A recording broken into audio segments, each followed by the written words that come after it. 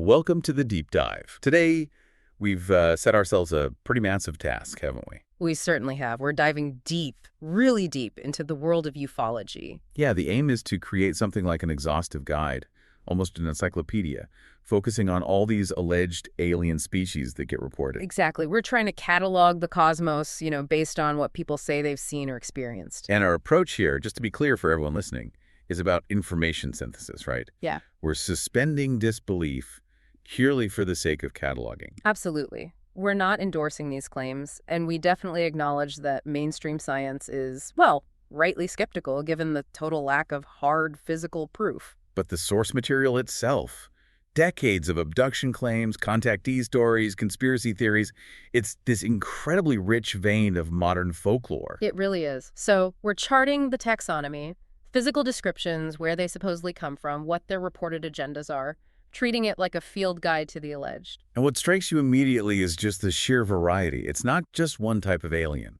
Not at all. It's a whole spectrum. You've got the almost factory standard Greys doing the clinical stuff. Then the total opposite, the benevolent, sort of angelic Nordics. Right, and then the really menacing ones like the Reptilian shapeshifters and even these imposing insectoid figures. It's quite a roster. And because we want this to be a genuinely useful guide for you listening, we're going to be really specific with the details, especially scale. Yes, measurements are key to visualizing these things. So we'll be giving heights and sizes in both meters and feet throughout, so you can really get a sense of presence. Okay, let's unpack this.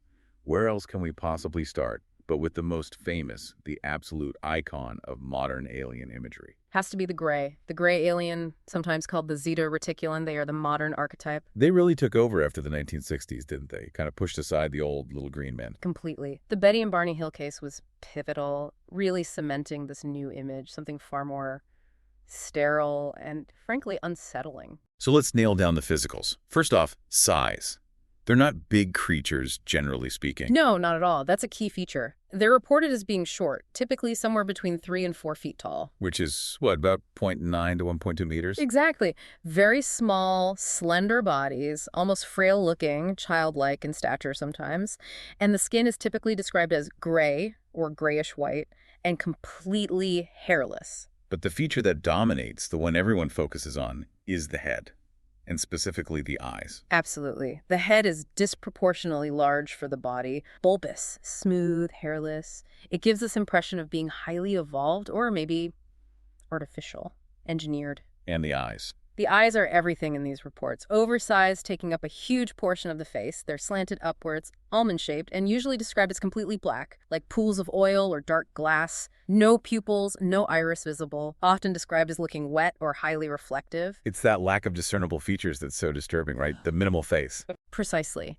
It removes any possibility of reading emotion. You have reports of a very small nose, sometimes just nostril slits, a thin slit for a mouth, which is rarely, if ever, seen to move or open for speech. And no visible ear. No external ears reported. It's this incredibly simplified, almost blank facial structure. Coupled with the large black eyes, it creates this image of cold, detached intelligence. Are they usually clothed? Reports vary, sometimes naked, other times wearing tight-fitting, seamless jumpsuits, often metallic or dark in color. It adds to the clinical feel. Whitley Strieber's Communion cover really burned this image into the public mind, and then shows like the X-Files just ran with it. Okay, origin story. Where do the reports say they come from? There's a very specific star system mentioned. Yes, the famous connection is the Zeta Reticuli binary star system, about 39 light-years away. And that comes directly from the Betty Hill case. It does. Betty Hill, during her hypnosis sessions, recalling the abduction with her husband Barney in 1961, described being shown a star map by one of the entities. Just a map she remembered under hypnosis. Right. Years later, in 1969, a school teacher and amateur astronomer named Marjorie Fish took Betty's drawing of the map and painstakingly tried to find a matching star pattern. And she landed on Zeta Reticuli. She concluded it represented the view of our nearby stars from the perspective of the Zeta Reticuli system. That interpretation, whether accurate or not, became ufology canon. It gave the Greys a specific, plausible-sounding home address. It's a fascinating example of how this lore gets built, layer by layer. Memory, interpretation, dissemination, and the term Roswell Greys. That's more of a retroactive label, isn't it? Largely, yes. The assumption is that the descriptions of the small bodies allegedly recovered from the 1947 Roswell crash match the later descriptions of Greys given by abductees starting in the 60s. Hmm. But the direct link in time isn't quite there. Okay, so regardless of where they might be from, what's their reported job when they interact with humans? The consensus in the reports is overwhelmingly that they are the technicians, the workers, the ones performing the procedures. They're the ones doing the hands-on stuff during abductions. Exactly. They described as methodical, unemotional, almost robotic, cold. They carry out tasks like collecting biological samples, conducting physical examinations, and crucially, the reproductive procedures that are central to so many abduction accounts. And communication, how do they interact? Almost exclusively telepathic. Witnesses report hearing a voice inside their head, not through their ears. It's often described as monotone, detached, lacking any emotional inflection. It reinforces that feeling of being treated like a specimen, not a person. That detachment leads right into the core of the alleged gray agenda, which many researchers believe centers on genetics. Yes, the idea of a genetic hybridization program is absolutely central. This has been the focus of researchers like the late Bud Hopkins and Dr. David Jacobs. And the goal of this program, according to these accounts. The creation of human-alien hybrid offspring, abductees report intrusive reproductive procedures, sperm extraction from men, ovum retrieval, or fetal implantation in women. And sometimes they're even shown the results. That's often the most traumatic part. Reports describe being shown nurseries or being introduced to strange-looking hybrid children who seem to possess features of both humans and Greys. They might feel a confusing sense of connection or responsibility. But why? What's the supposed motivation behind creating hybrids? The theories vary, but the most common one is species survival. The idea is that the Greys' own species might be dying out, perhaps due to genetic degradation from cloning or some environmental catastrophe on their homeworld. So they need human DNA to revitalize their race. Or to create a new hybrid race that can survive in Earth's environment, possibly as intermediaries or even eventual replacements. The Greys' reported clinical nature allows them to pursue this goal without the moral conflict humans would feel. This ties into another really common element of abduction reports: missing time. Missing time is fundamental. It's often the first clue someone has that something unusual happened. They'll be driving, maybe, or at home, and suddenly realize that hours have passed inexplicably. Like a jump cut in a film. Exactly. There's this block of time they simply can't account for. It's often only later, perhaps through nightmares, flashbacks, or hypnosis, that the terrifying memories of the abduction experience the paralysis, the procedures, the Greys surface to fill that gap. That temporal gap is really powerful evidence for the person experiencing it. It really convinces them that something external, something non-human, intervene and remove them from their normal reality for a period. Now, if the Greys are the technicians, the workers, does that imply a hierarchy? Are there managers? The accounts often suggest a layered structure. You have the short Greys we've been discussing, doing the bulk of the physical work, but sometimes witnesses report a taller Grey. How tall are we talking? Maybe 5 to 6 feet tall, so around 1.5 to 1.8 meters. Still slender, but taller. And they seem to be in charge of the smaller Greys. They might oversee the procedures, give telepathic instructions, like a supervisor on the factory floor. And is there anyone above them? Often, yes. Many accounts place the insectoid or mantis beings at the top of the hierarchy within the abduction scenario itself. They seem to direct the entire operation, including the taller Greys, often just by their presence or through telepathy. Which has led to speculation that the Greys themselves might be manufactured. Exactly. The idea that the short Greys especially could be biologically engineered drones or clones created by a more advanced species to serve as disposable workers is a very common hypothesis among abduction researchers. Okay, let's shift gears slightly to the conspiracy side of things. Because the Greys are central to some of the biggest UFO conspiracy theories out there. We have to talk about the alleged government treaty. Ah, yes, the Greta Treaty. This is a cornerstone myth in modern ufology conspiracy lore. What's the basic story? The story, completely unverified of course, alleges that sometime in the 1950s, most famously linked to President Eisenhower's administration, the U.S. government made a secret pact with the Greys. A literal treaty. Supposedly. The name Greta Treaty comes up, sometimes links to Holloman Air Force Base or other locations. The alleged deal involved the government, perhaps through a shadowy group like Majestic 12, agreeing to allow the Greys to abduct a certain number of humans for study. In exchange for what? Advanced technology, Mm-hmm. things like anti-gravity propulsion, exotic energy sources, maybe weapons technology. The government supposedly gets a technological leap. The Greys get access to our gene pool. With conditions, presumably. The usual story includes caveats like the abductees had to be returned unharmed, their memories wiped, and the government would be provided with lists of who was taken. Of course, the darker side of the conspiracy is that the Greys didn't stick to their end of the bargain. That's an incredibly dramatic claim, the government essentially sanctioning abductions. It fuels decades of paranoia about cover-ups. It connects the Greys directly to places like Area 51, where the technology is supposedly being back-engineered, and the legendary Dulce base in New Mexico, which is rumored to be a joint human-alien underground facility where horrific experiments occur. Okay, let's pull back for the skeptical perspective. These Grey reports are incredibly consistent across cultures and decades. How do skeptics explain that consistency if it's not real aliens? There are several factors. First, the archetype might have older roots. H.G. Wells, way back in 1893 in The Time Machine, described future-evolved humans, the Eloi, as having small bodies and large heads. So the basic template might predate UFOs. And then came the cultural dissemination. Exactly. Once the Betty and Barney Hill case hit the mainstream in the 60s and then pop culture solidified the image through books, movies, TV, it created a powerful feedback loop.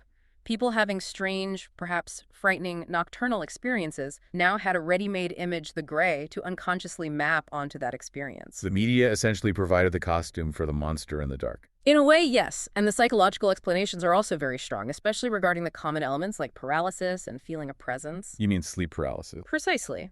Sleep paralysis is a known neurological phenomenon where you temporarily wake up, but your body remains paralyzed from REM sleep. It's often accompanied by intense fear, pressure on the chest, and vivid hallucinations, often of a menacing figure in the room. And the characteristics of the Grey map on to that experience. Strikingly well. The feeling of paralysis, the silent, looming figure, the large eyes staring, the inability to scream, the feeling of being examined or touched. These are classic sleep paralysis symptoms. It doesn't mean the experience isn't terrifyingly real to the person, but the source might be internal, shaped by cultural images of the Grey rather than external. Okay, so that covers the archetype. Now let's move from that cold, clinical Grey to something completely different.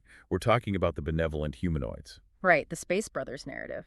This includes entities typically labeled as Nordics, Pleiadians, sometimes tall whites. They represent the flip side of the coin, the hopeful, positive contact experience. Let's start with the visuals. They look, well, human. Idealized humans, even. That's the defining feature.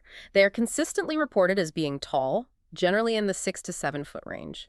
So that's about 1.8 to 2.1 meters, noticeably taller than average humans. Yes. And they possess what we'd call classic Nordic features. Fair skin, often described as flawless or even slightly luminous, blonde or platinum blonde hair, usually well kept, sometimes long, and striking blue eyes. The overall impression is one of exceptional beauty, health, and often a palpable sense of peace or wisdom. Witnesses often describe them as looking angelic. That word comes up a lot. They look like perfected human beings. A specific variation is the tall whites, primarily known through the accounts of Charles Hall, who claims he interacted with them while stationed at Nellis Air Force Base in the 1960s. How are they different from the standard Nordic type? Hall described them as similar in stature and build, but with extremely pale, chalky white skin, fine white blonde hair, and eyes that were very sensitive to Earth's light, requiring them to wear protective visors or glasses outdoors.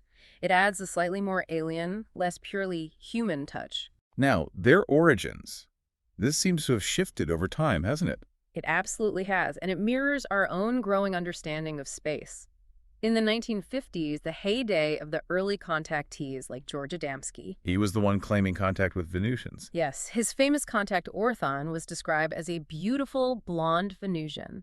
At that time, claiming visitors came from Venus or Mars seemed plausible to the public. But then our space probes, Venus and Mars were pretty inhospitable. Exactly. So the narrative origin shifted outwards. The focus moved to distant star systems, particularly the Pleiades star cluster, also known as the Seven Sisters. Hence the term Pleiadians. Right, or sometimes Plegerans, as used by the Swiss contactee Billy Meyer. The Pleiades already had mystical associations, so linking these benevolent beings there reinforced their image as spiritually advanced light beings. Other accounts mention origins like Lyra, Aldebaran, or even connect them to hidden subterranean realms like Agartha. Behaviorally, They are the polar opposite of the Greys, according to the reports. Completely. They are portrayed as benevolent spiritual guides. They don't generally engage in forceful abduction. Instead, they seek peaceful contact, invite people aboard their ships for conversations, or communicate telepathically, And their message is usually, focused on humanity's well-being. They often impart spiritual wisdom, warn about the dangers of nuclear weapons, environmental destruction, and societal division. They advocate for universal love, peace, and raising collective consciousness. It's very much a message of guidance and upliftment. contact with a purpose, a mission statement for humanity. Very much so. The experience is often described in quasi-religious terms, leaving the contactee feeling enlightened or transformed. They represent hope and cosmic mentorship. This contrast, the guiding Nordics versus the experimenting Greys, plays into another major conspiracy theory, again involving President Eisenhower. The alleged 1954 meeting at Edwards Air Force Base, sometimes Muroc Airfield. This is a huge piece of ufology lore, though entirely unsubstantiated. What's the story there? The claim is that before any potential deal with the Greys, Eisenhower first met with a delegation of Nordics. These Nordics supposedly offered humanity spiritual assistance and guidance towards a peaceful future. But there was a catch. The condition was allegedly that humanity would have to dismantle its nuclear arsenal and commit to peaceful coexistence. According to the legend, Eisenhower and his advisors felt this was too idealistic or too risky during the Cold War, and they rejected the offer. And the implication is that then they turned to the Greys. Exactly. The myth posits that having rejected the spiritual path offered by the Nordics, the government then opted for the technological deal offered by the Greys, leading down the path to the alleged Greater Treaty and the subsequent problems of secrecy and unchecked abductions. It creates a neat moral dichotomy. Hmm. The rejected good angels versus the accepted amoral scientists. It frames the entire UFO narrative as a kind of Faustian bargain made at the highest levels. Did humanity choose technology over wisdom? That's the symbolic power of the story. But again, we need to look at the source credibility for these Nordic claims. And here, it's quite shaky, especially the early foundational accounts. George Adamski, for instance, was widely accused of faking his UFO photos, using things like lampshades and chicken brooders. His descriptions of life on Venus were quickly proven fanciful by space probes. And Billy Meyer. Billy Meyer's extensive photographic and physical evidence related to his Plagiarin contacts has also been heavily scrutinized and largely dismissed as elaborate hoaxes by many investigators, though he still maintains a dedicated following. So where do the Nordics primarily exist now in the cultural landscape? They've largely migrated into the New Age movement. They persist as light beings or ascended masters contacted through channeling or meditation. They function more as metaphysical guides for personal growth than as physical visitors. From a psychological perspective, what archetype do they fulfill? They clearly tap into a deep-seated human desire for benevolent authority, for wise and protective parental figures on a cosmic scale. They resemble angels, enlightened gurus, or idealized future humans. They project hope and order onto the vast unknown. Okay, from the benevolent guides, we now plunge into perhaps the darkest corner of this alleged cosmic roster. The Reptilians. Yes, the reptilian aliens, sometimes called draconians. If the Nordics are about hope, reptilians are about hidden control, paranoia, and primal fear. They are arguably the ultimate villains in the grand UFO conspiracy narrative. Let's start with their appearance. They sound genuinely intimidating. They are consistently described as large and imposing, significantly taller than humans, often reported as being over 7 feet tall, typically falling in the 6 to 8 foot range. So roughly 1.8 to 2.4 meters. And physically. Bipedal, but powerfully built, muscular, covered in scales, like a lizard or snake.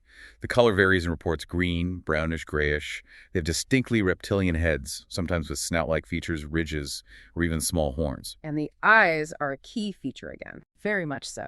Often described as large, sometimes glowing yellow or red, and crucially, possessing vertical slit pupils like a cat or a reptile. This is one of their most defining and unsettling features. Some accounts also mention claws on their hands and feet, and occasionally even a tail.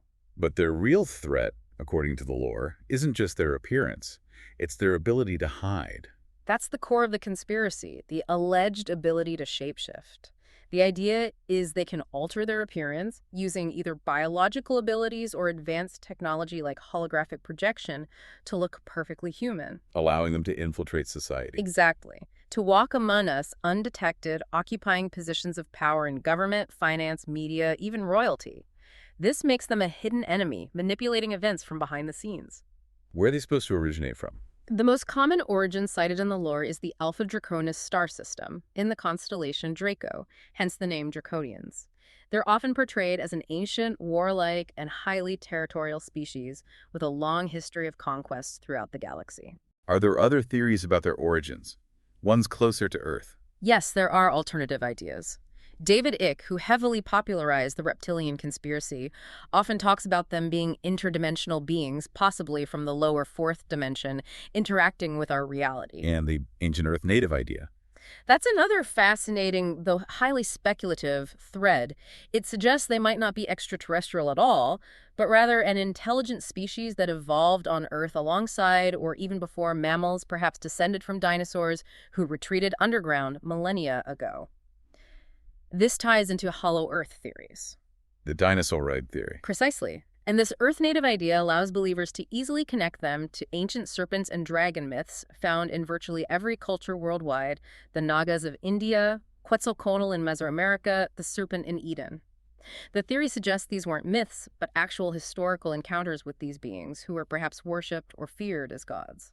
Now let's get into their role in modern conspiracy, especially through the lens of David Icke. David Icke is undeniably the figure most responsible for bringing the reptilian conspiracy into the mainstream, or at least the mainstream of conspiracy culture.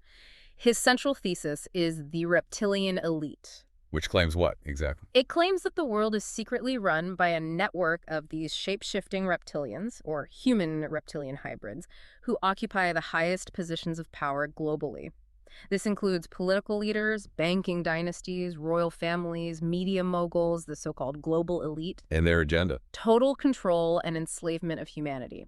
They allegedly manipulate global events wars, economic crashes, pandemics to maintain power, suppress human consciousness and spirituality, and keep the population in a state of fear and division. Why the need for fear and division? This is where it gets really esoteric. The theory often posits that these reptilians feed off negative human emotions, fear, anger, suffering. This negative energy, sometimes called louche, is supposedly like psychic food for them, so they deliberately orchestrate chaos to generate their sustenance. It's a form of psychic vampirism on a global scale. In the hierarchy of alleged alien species, where do reptilians fit? They are almost always placed at the very top. They are the masters, the rulers. In accounts where multiple species are present, like in some abduction scenarios, the reptilians are typically in command, directing the Greys or other subservient races. And encounters with them are described differently than with Greys. Yes, often much more terrifying.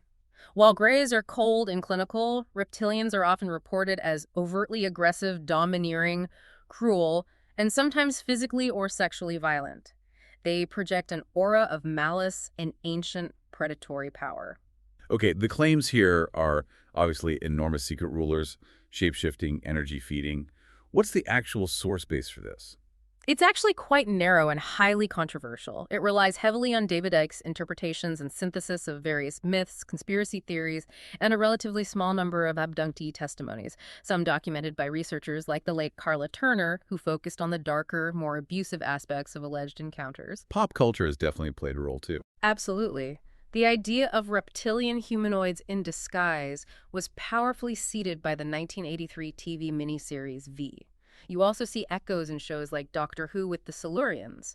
The concept resonates with fears of hidden enemies. Now, it's really important we address the criticisms of Icke's specific theory, particularly concerning its structure. This is crucial for context. Many critics and analysts have pointed out that Icke's narrative structure, a secret, ancient, bloodline-obsessed cabal manipulating world events from the shadows, bears a very strong resemblance to long-standing anti-Semitic conspiracy theories, like the Protocols of the Elders of Zion. So the argument is he essentially swapped one group for another. The critique is that by substituting reptilians for the historical targets of these tropes, Icke effectively repackaged an old form of prejudice into a new, seemingly non-racial, extraterrestrial framework. It's vital listeners understand this criticism as it highlights the potential for real-world prejudice to be coded into seemingly fantastical conspiracy theories. We're cataloging the claim, not endorsing the problematic framework it might echo. A very important clarification. Okay, moving from the alleged shadowy masters, we ascend now to another claimed authority figure in these encounters, but one with a very different feel: the insectoids, or mantis beings. The mantis beings occupy a really strange and fascinating niche. They are perhaps the most visually alien of the commonly reported entities, yet they often evoke feelings of profound intelligence, authority, and sometimes even reverence despite their intimidating appearance. Describe them physically. They sound quite imposing. They are reported as being extremely tall, often 7 to 9 feet in height, or sometimes even taller. Wow, that's 2.1 to 2.7 meters or more, easily towering over humans. Definitely. And their physiology is described as resembling a giant, upright, praying mantis. Very thin, elongated bodies and limbs with multiple joints, like an insect's. Their movements are often described as slow, deliberate, and graceful, despite their size. Sometimes they even seem to float slightly. The head must be quite distinctive, too. Yes, large and triangular, like a mantis head, tilted slightly forward, and dominated by huge wraparound eyes. These are often described as deep black, like the Greys, but sometimes as complex, multifaceted, or iridescent, truly emphasizing the insectoid quality. Do they wear anything? Interestingly, yes, they are frequently reported as wearing long, flowing robes or cloaks, often dark in color, but sometimes mentioned as being deep purple, gold, or other colors that witnesses interpret as signifying high status, like priestly or scientific vestments. So what's their reported role in the abduction hierarchy? If reptilians are the masters and greys the workers, where do mantids fit? They consistently appear as the overseers, the lead scientists, or perhaps even the spiritual leaders of the operation. When a mantid is present, the Greys invariably seem subordinate, carrying out specific tasks under the mantid's quiet observation or telepathic direction. So they're directing the procedure. That seems to be the function. They often stand back, calmly observing complex procedures, especially those involving genetics, consciousness, or interactions with hybrid beings. They project an aura of intense focus and intelligence. Their role seems more directorial and intellectual than physical. So a possible hierarchy could be reptilians, overall control, maybe unseen, mantids, on-site scientific operational command, and greys, the technicians doing the work. That's a common synthesis drawn from comparing different accounts, yes. And the mantid's communication style reinforces this intellectual role. How do they communicate? Again, purely telepathic, but often described as being much more complex and profound than the Greys' communication. Witnesses report receiving intricate concepts, vast amounts of information, or deep emotional understanding almost instantaneously. It feels like interacting with a vastly superior intelligence. This leads to that strange duality you mentioned. Terrifying appearance, yet sometimes profound or even positive feelings. Exactly. Despite looking objectively scary, a giant insect. Witnesses often report feeling an unexpected sense of calm, deep wisdom, profound ancientness, or even empathy emanating from the mantid. Sometimes they telepathically convey a sense of necessity for the procedures, perhaps even a regret for the fear caused, but still maintaining it must be done. That's a fascinating contradiction. It really is. They might be perceived as the doctors or priests overseeing a difficult but necessary operation, distinct from the cold indifference of the Greys or the alleged malice of reptilians. In what specific types of scenarios are they most often reported? They seem to appear during the most critical or sensitive parts of an abduction. For example, during procedures involving the creation or presentation of hybrid fetuses or children, during complex neurological or memory work, or in scenarios that feel like they involve the manipulation of consciousness or the soul itself. Their presence signals that something very significant is happening. What's striking is that although mantids are reported less frequently than greys, the descriptions seem remarkably consistent across different unrelated cases. That consistency is what gives them phenomenological credibility. When multiple independent witnesses describe such a bizarre and specific entity in such similar detail, it makes researchers wonder what common stimulus could be generating these accounts. But we always have to come back to the source of these detailed reports. And that source, overwhelmingly for mantid encounters, is testimony recovered through hypnotic regression. Which carries significant caveats. Huge caveats. Hypnosis is well known to increase suggestibility and confabulation, the creation of false memories. It's possible that fragments of sci-fi imagery, deep-seated archetypal fears, like fear of insects, or even subtle cues from the hypnotist could coalesce into these vivid, detailed, but ultimately constructed memories. So the consistency might reflect a shared cultural or psychological template rather than an objective external reality. That's the primary skeptical explanation. The internal experience is profound and feels real, but the empirical proof of giant praying mantis aliens is, needless to say, absent. Psychologically, the image might tap into primal fears or respect associated with insects, especially the praying mantis with its seemingly contemplative posture. Okay, let's shift from these recurring figures and abduction narratives to some famous one-offs, the cryptids of high strangeness that became local legends. These are fascinating because they often represent moments where fear, ambiguity, and perhaps misidentification crystallized into a specific monstrous figure in a particular time and place. We have to start with the Flatwoods Monster in West Virginia, 1952. This thing sounds absolutely bizarre. It really does. The incident happened on September 12, 1952. A group, mostly kids but including Kathleen May, saw a bright object streak across the sky and seemingly land on a nearby hillside in Flatwoods. They went to investigate. And I found. They encountered a truly imposing figure. Reports consistently described it as extremely tall. Estimates range from 10 to 12 feet. Whoa, that's 3.0 to 3.7 meters. That dwarfs almost everything else we've discussed. It's enormous. It reportedly had a round, reddish face that seemed to glow, and this face was framed by a pointed, hood-like shape behind its head. The shape was often described like an ace of spades or maybe a cowl. And the body. The upper body was dark, maybe greenish, with thin, claw-like arms. But the lower body was indistinct, described as a series of dark, vertical folds or pleats, like a skirt or a draped robe that went down to the ground. This led to speculation it might be robotic or wearing some kind of apparatus. And it didn't just stand there, right? It interacted with them. No, it reportedly emitted a loud hissing or shrieking sound and then started to glide towards them. The witnesses, terrified, fled immediately. Crucially, they also reported a pungent, metallic, sickeningly sweet mist in the air near the creature, which caused several of them to experience nausea, vomiting, and throat irritation for days afterward. Those physical symptoms lend a lot of weight to the sincerity of their fear, even if the identification was wrong. Absolutely. The smell and the sickness were key parts of the story. But the skeptical explanation is now widely accepted, isn't it? And it's much more mundane. It is. The consensus explanation, championed by investigators like Joe Nickel, points very strongly to a barn owl. A 12-foot owl. How does that work? It's about perspective and circumstance. Imagine a large barn owl perched on a limb high up in an oak tree, silhouetted against the evening sky. The witnesses are looking up from below. The perceived height isn't the owl itself, but the owl plus the branch and the foliage framing it, creating an illusion of immense stature. Okay, what about the glowing spade-shaped head? A barn owl has a naturally pale, heart-shaped facial disc. Illuminated from below by the witness's flashlight, this could absolutely look like a glowing, spade-shaped face within a hood formed by the surrounding leaves. The reddish glow could be eyeshine reflection. The hissing sound fits an owl too. Perfectly. Startled or defensive owls hiss loudly. The gliding movement would just be the owl taking flight. And the skirt. Likely just the lower branches and shadows below the owl's perch. What about the mist and the sickness?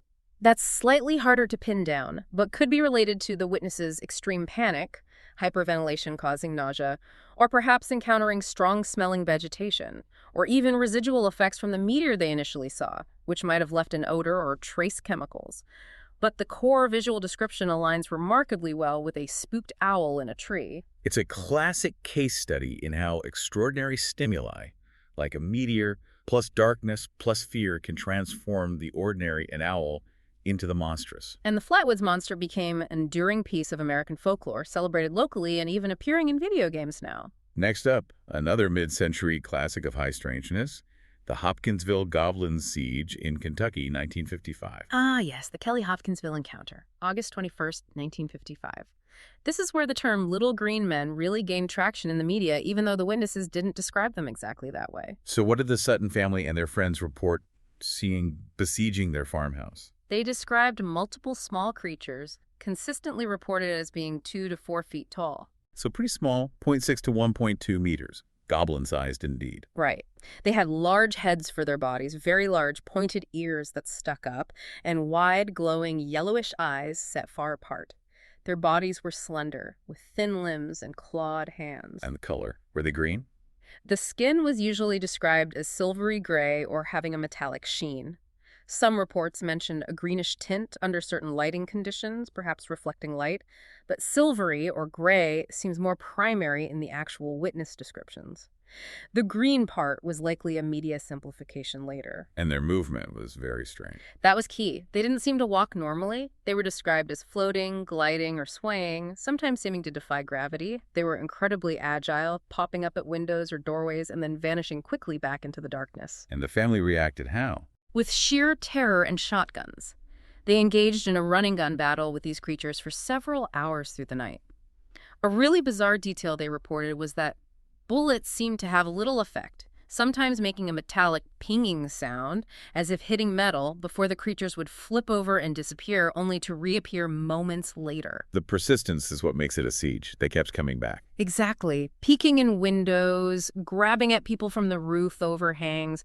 It was a sustained period of intense fear. Eventually, the families packed into their cars and fled to the Hopkinsville police station. The police took them seriously. Their terror was clearly genuine. Police investigated the farmhouse, found evidence of the extensive gunfire, bullet holes everywhere, but no definitive sign of the creatures themselves, though some officers reported seeing strange lights or hearing unusual sounds. And again, the skeptical explanation points back to nature. Very strongly. The leading theory identifies the goblins as great horned owls. Owls again. How do they match this description? Great horned owls stand about 2 feet tall, around 20/3 of a meter, matching the lower end of the size reports. They have huge, luminous yellow eyes. Critically, they have prominent feather tufts on their heads that look exactly like large pointed ears. Ah, the ear tufts. Exactly. And their flight is virtually silent. Swooping down from trees or rooftops in the dark would absolutely look like floating or gliding.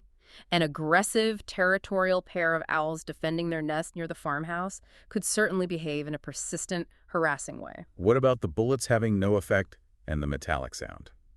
That's harder to explain definitively. It could be exaggeration born of panic, or perhaps bullets ricocheting off the house or nearby objects in the dark sounding like they hit the creature. Or maybe they just missed in the chaos.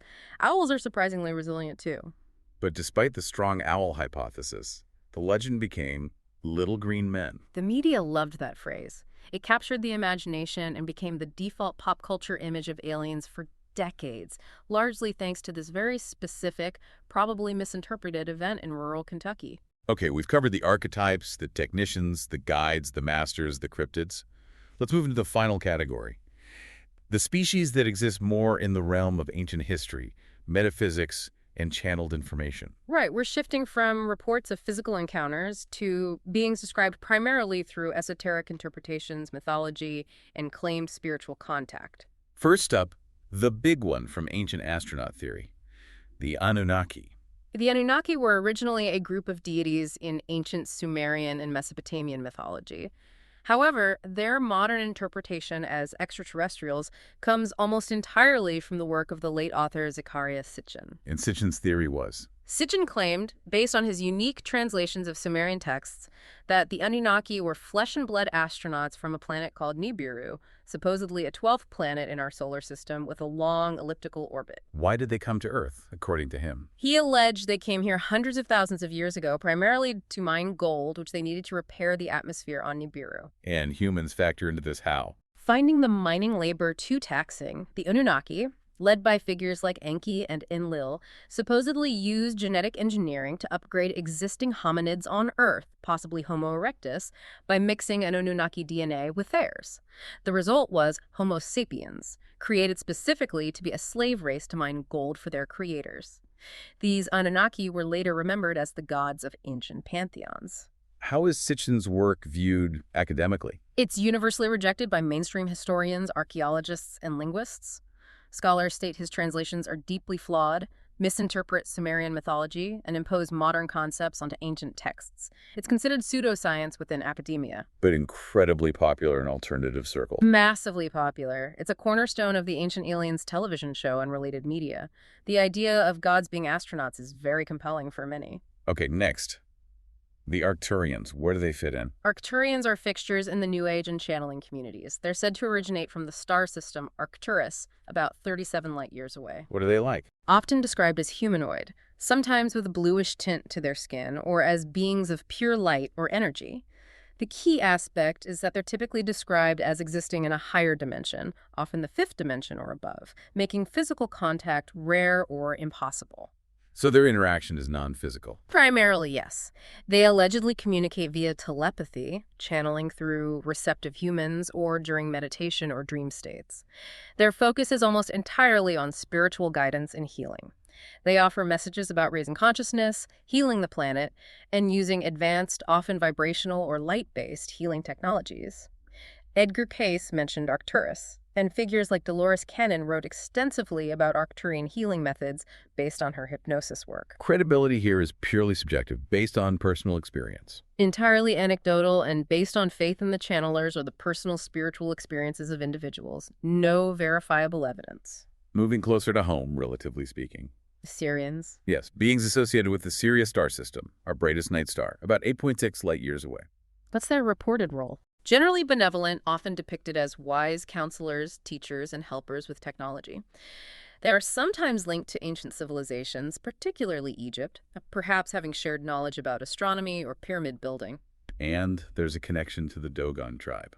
That's a fascinating, though controversial, piece of lore. Anthropologists in the mid-20th century reported that the Dogon people of Mali possessed surprisingly detailed traditional knowledge about Sirius B, the white dwarf companion star to Sirius A, which is invisible to the naked eye and wasn't confirmed by Western astronomy until the 19th century. Dogon mythology speaks of amphibious beings called the Nomo, who came from Sirius and gave them this knowledge. Skeptics argue the Dogon knowledge likely came from contact with contemporary astronomers, but believers see it as evidence of ancient Syrian contact. And the Syrians have a link to a famous broadcast interruption. Yes, the 1977 Southern Television broadcast interruption in the UK.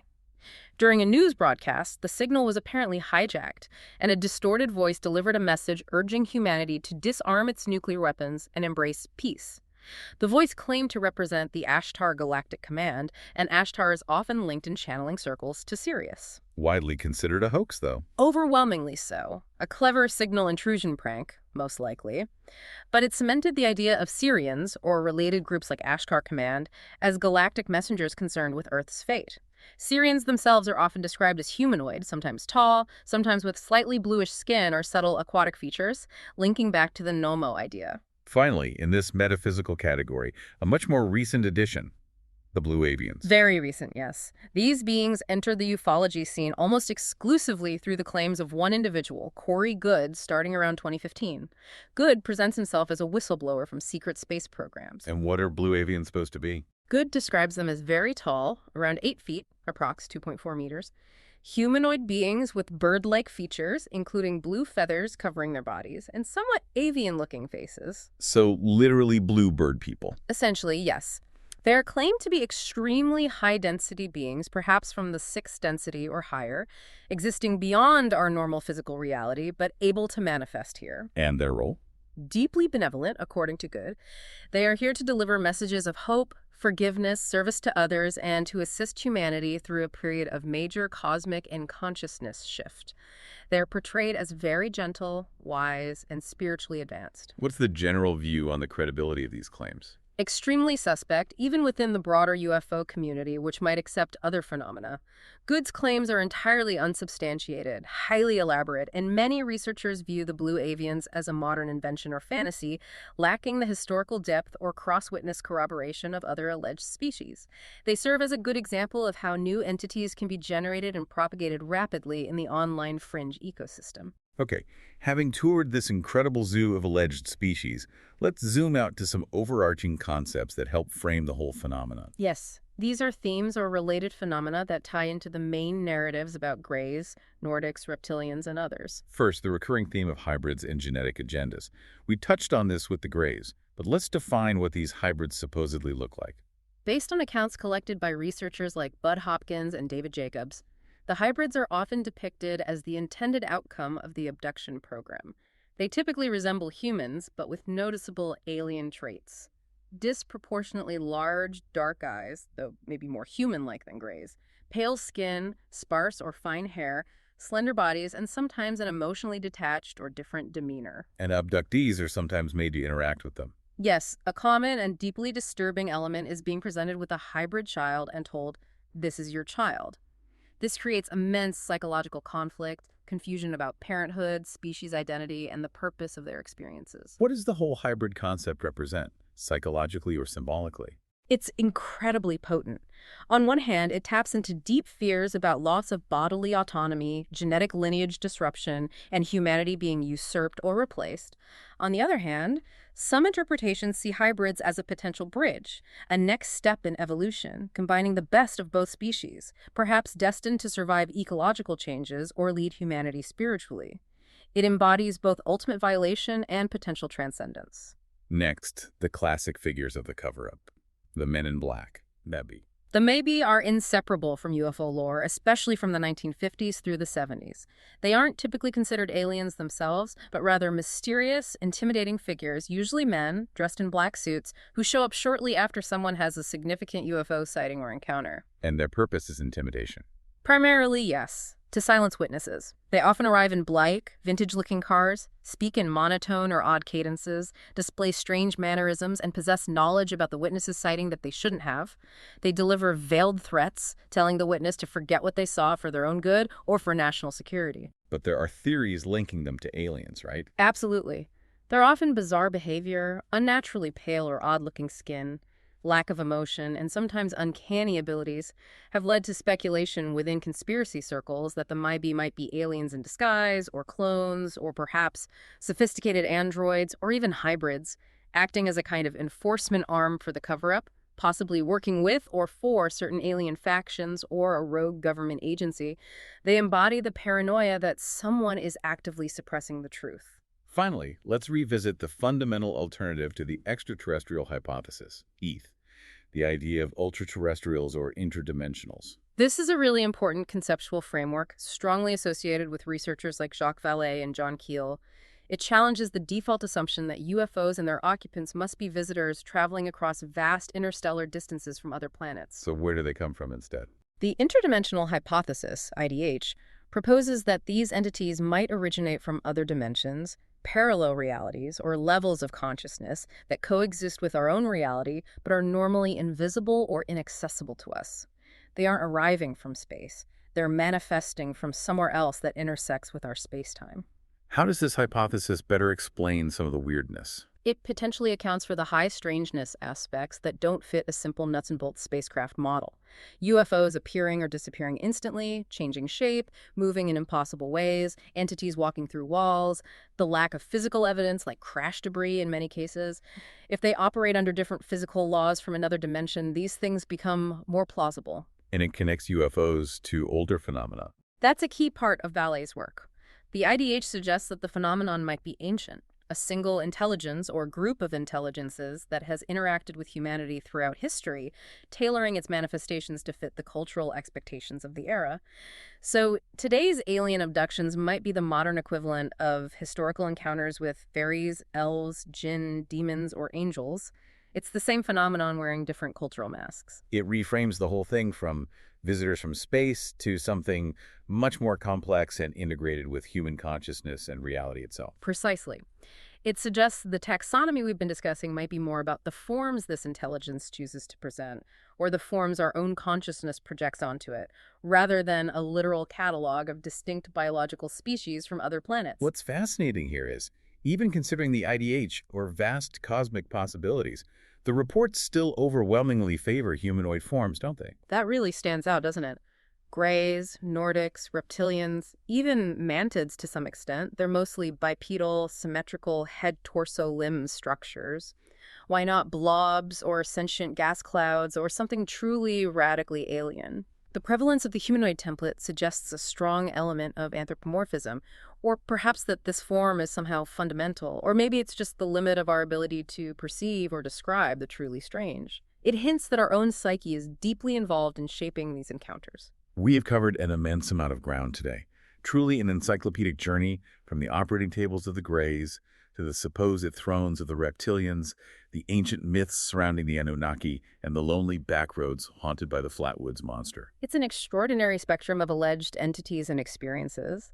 And when you synthesize it all, as we've tried to do, the resulting taxonomy seems to tell us much less about confirmed cosmic biology and far, far more about ourselves, our collective hopes, fears, anxieties, and maybe even our potential. The Nordics as the idealized guides we wish we had. The Reptilians as the embodiment of our deepest fears about hidden control and manipulation by elites. The Greys reflecting our complex relationship with technology, its power, its coldness, its potential to dehumanize. And we have to reiterate, while governments are increasingly acknowledging unidentified aerial phenomena, or UAPs, as real objects requiring investigation, none of that official acknowledgement validates any of these specific, detailed folkloric species we've discussed today. The evidence remains anecdotal, testimonial, often retrieved under controversial circumstances like hypnosis. Right. Extraordinary claims require extraordinary evidence, and for these specific beings, that evidence is still missing. But if we connect this to the bigger picture, the sheer endurance and constant evolution of these narratives is undeniable. They function as powerful modern myths. Myths that help us grapple with the unknown. Exactly. They provide frameworks for explaining strangeness, for locating blame for societal ills, for exploring fears about our future, our autonomy, our place in a potentially vast and indifferent cosmos. They fulfill a profound human need for narrative and meaning. So as we close out this deep dive into the alleged cosmic roster, here's a final thought for you to consider. Reflect on the shift in the dominant alien image over the past 70 years. Why did we move from the almost comical, simplistic little green man of 1950s B-movies to the deeply unsettling, clinical, technologically proficient gray as the default alien in the popular imagination? What does that evolution from quaint invader to biological technician reveal about our own society's changing relationship with science, technology, medicine, and perhaps our deepest anxieties about being observed, controlled, and ultimately understood, or maybe misunderstood?